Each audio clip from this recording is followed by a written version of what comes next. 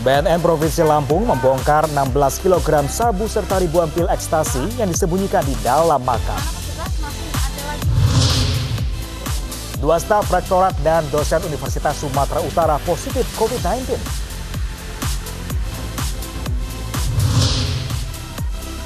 Meski tengah hamil tua, Katy Perry tampil energik di konser virtual Tomorrowland.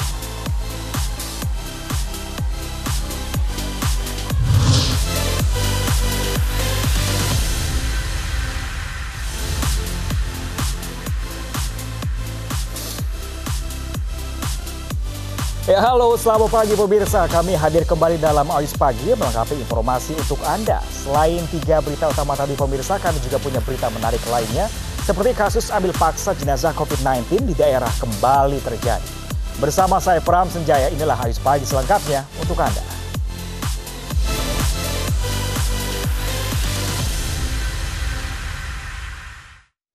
Ya, pemirsa, penyegelan puluhan ruko di Tegal, Jawa Tengah diwarnai aksi protes penghuni ruko. Penyegelan terkait hak guna bangunan yang sudah berakhir sejak tahun 2012 silam.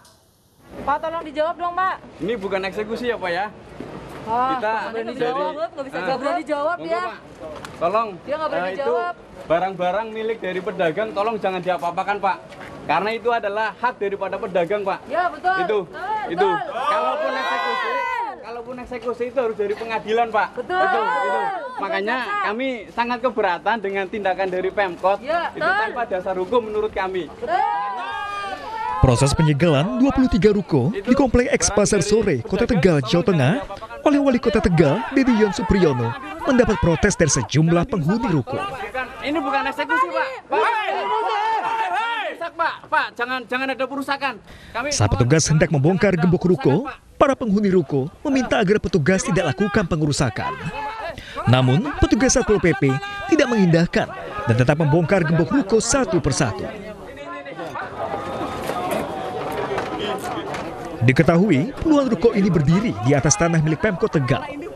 Saat itu, Pemkot Tegal bekerja sama dengan investor untuk membangun ruko dengan memberikan izin hak guna bangunan hingga tahun 2012. Harusnya itu kan ketua pengadilannya mengeksekusi. Itu bukan Satpol PP kan gitu. Saat ini proses itu. Ini proses pengadilan lagi masih di tingkat Mahkamah Agung kita. Gitu. Dan kita sangat keberatan dengan proses ini, Pak. Gitu. Apalagi kalau dari pihak pengadilan negeri yang mengeksekusi, kita bisa menerima kan kayak gitu.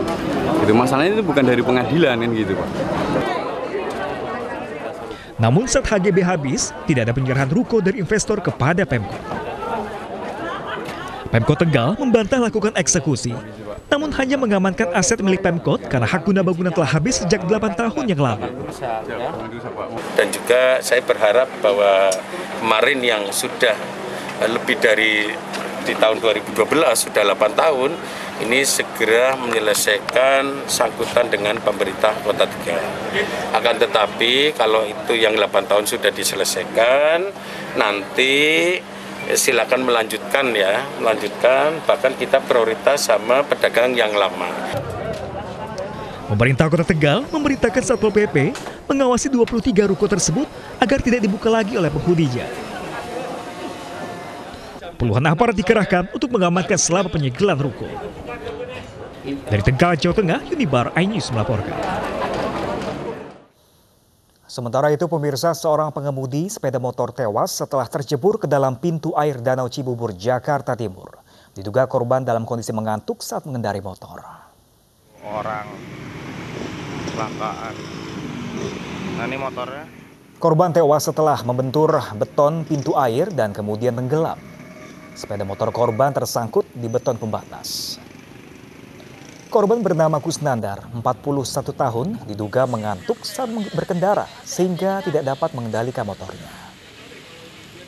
Korban ditemukan oleh petugas UPK Badan Air Kecamatan Ciracas yang melihat sepeda motor tersangkut di tembok pembatas.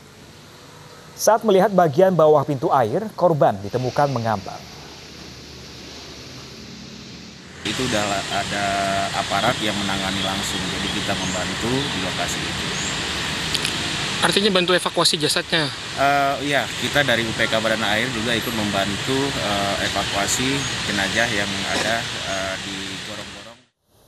Ya, pemirsa, masih dari ibu kota, warga Kelurahan Ciganjur, Kecamatan Jagakarsa, Jakarta Selatan digegerkan penemuan jenazah seorang perempuan di dalam kamar kos. Jenazah perempuan ditemukan pemilik rumah dan diduga meninggal karena sakit.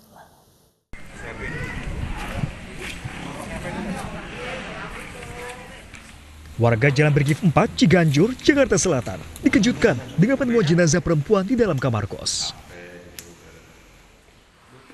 Keberadaan jenazah wanita asal Tangerang ini diketahui warga pada Senin pagi.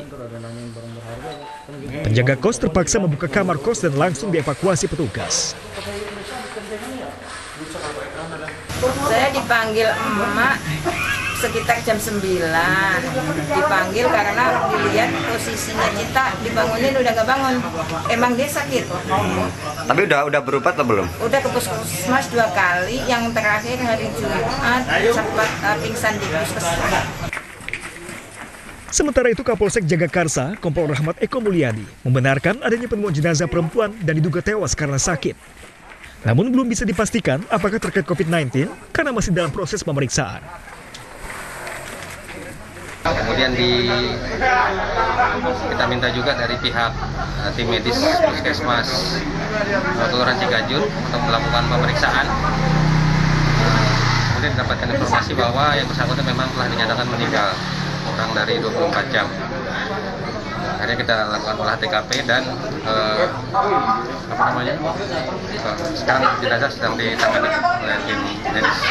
Sementara belum ada informasi apakah yang bersangkutan terkait dengan COVID karena belum ada pemeriksaan. Usai jenazah dievakuasi, pihak pemadam kebakaran menyemprotkan disinfektan ke seluruh area kos guna mencegah penyebaran COVID-19.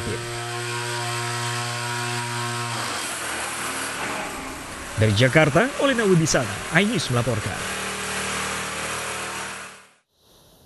Iya, pemirsa, 2 penumpang minimbus ditemukan meninggal tanpa busana di mobilnya di Pelabuhan Merak, Kota Cilegon, Banten. Diduga keduanya meninggal akibat keracunan gas buang kendaraan.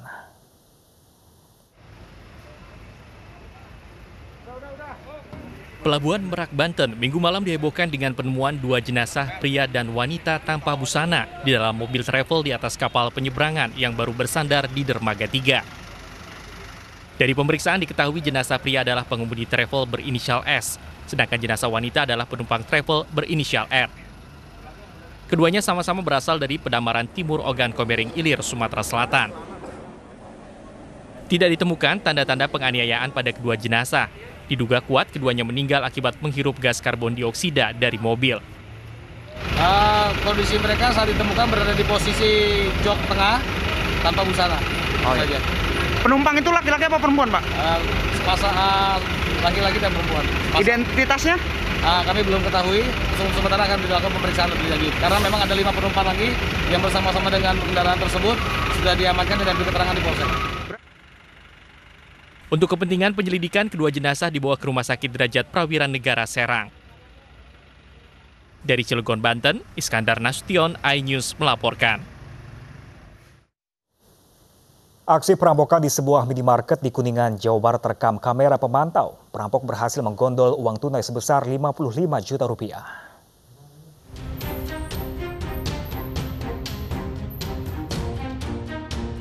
Inilah aksi 3 orang perampok yang terekam kamera CCTV.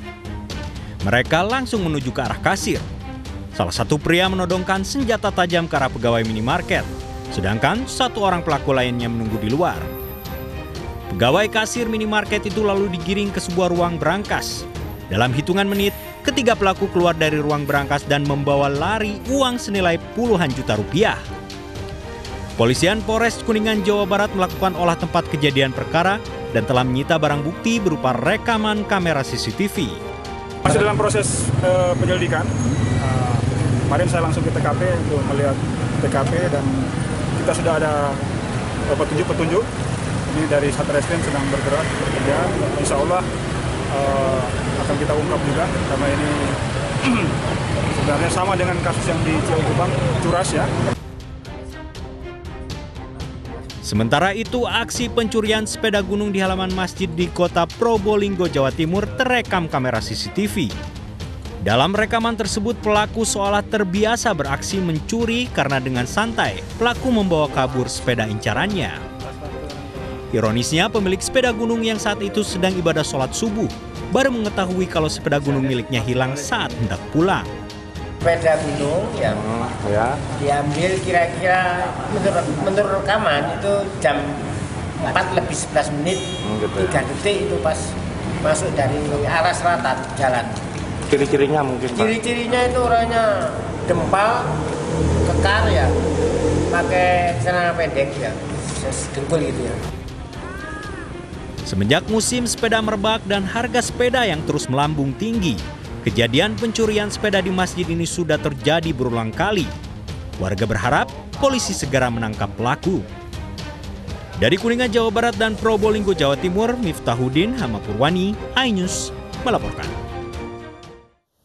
Ya, pemirsa, waspadalah ketika buah hati Anda memiliki telepon genggam. Karena di Bandar Lampung, seorang anak yang asik bermain ponsel menjadi korban penjamretan.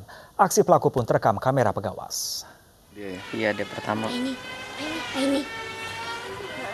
Kemana tuh orang ini nih orang lain. Aksi kedua pelaku bersepeda motor saat melancarkan aksinya terekam kamera pengawas. Kawanan pelaku jambret ini nekat menghampiri anak-anak saat bermain di sebuah pos gardu di kawasan Sukarame, Bandar Lampung. Keduanya pun berhasil membawa kabur sebuah ponsel dari tangan korban.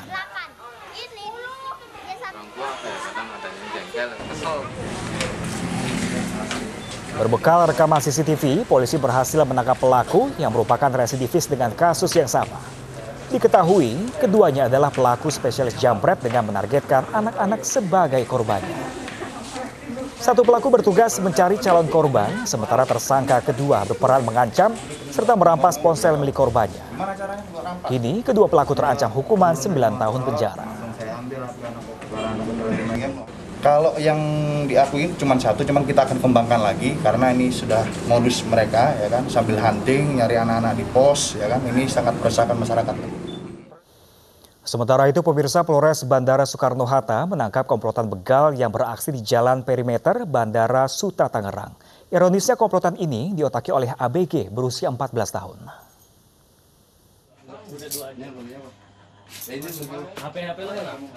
Satreskrim Polresta Bandara Soekarno-Hatta menggerebek komplotan begal di wilayah Kosambi, Tangerang usai beraksi dan membegal korbannya di Jalan Perimeter Utara Bandara Soekarno-Hatta, Tangerang, Banten.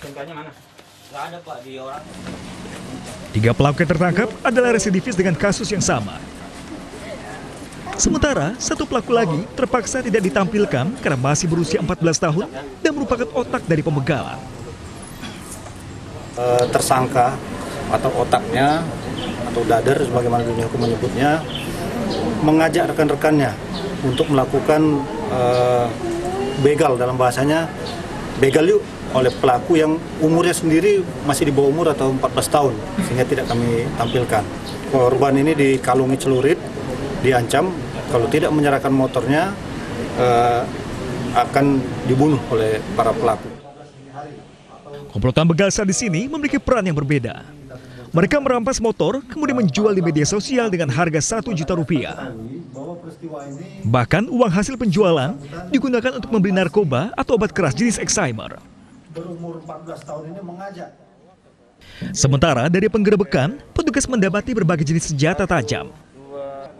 Kini petugas tengah mengejar 2 pelaku lainnya dan sudah masuk dalam daftar pencarian orang. Dari Tangerang, Banten, Hasnugraha, iNews melaporkan. Ya, pemirsa, Badan Narkotika Nasional BNN Provinsi Lampung membongkar 16 kg sabu serta ribuan pil ekstasi yang disembunyikan di dalam makam. Petugas kemudian menangkap 3 orang tersangka di 2 lokasi berbeda. Ini dia akhirnya didapati narkotika jenis sabu, ya 2. Ya, yang telah berhasil. Inilah proses penggerebekan narkoba yang dilakukan petugas BNN Provinsi Lampung di sebuah areal pemakaman di Desa Jatiharjo, Kecamatan Tegineneng, Kabupaten Pesawaran, Lampung. Dari lokasi pemakaman umum yang berdekatan dengan rumah seorang tersangka kurir narkoba ini, petugas menemukan 4 bungkus besar berisi sabu yang disimpan di dalam batu nisan salah satu makam.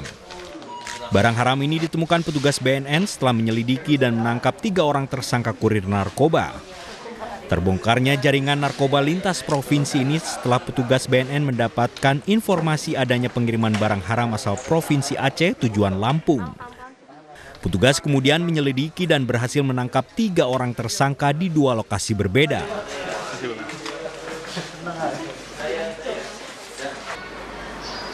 Ditemukan juga 4 bungkus ini yang menarik ya. Di dalam kuburan, jadi ada nisan ya, di dalam nisan itu ditanam, kita temukan 4 bungkus juga aluminium foil yang diduga juga sabu. Jadi totalnya yang kita dapatkan adalah 16 bungkus sabu, kemudian 3 bungkus ekstasi. Selain berhasil menangkap para tersangka, petugas BNN Provinsi Lampung juga berhasil menyita 16 bungkus besar berisi narkoba jenis sabu, serta 3 bungkus besar berisi pil ekstasi di sebanyak 9.000 butir. Petugas hingga kini masih memburu tersangka lainnya yang memasok barang haram bernilai 20 miliar rupiah ini. Atas perbuatannya, para tersangka dikenakan pasal 112 dan 114 tentang kepemilikan narkotika serta terancam hukuman 20 tahun kurungan penjara. Dari Bandar Lampung, Andres Afandi, iNews melaporkan. Ya, pemirsa, unjuk rasa dugaan mahar politik pencalonan Bupati Konawe Selatan, Sulawesi Tenggara ricuh. Informasi selengkapnya sesaat lagi, tetaplah bersama kami.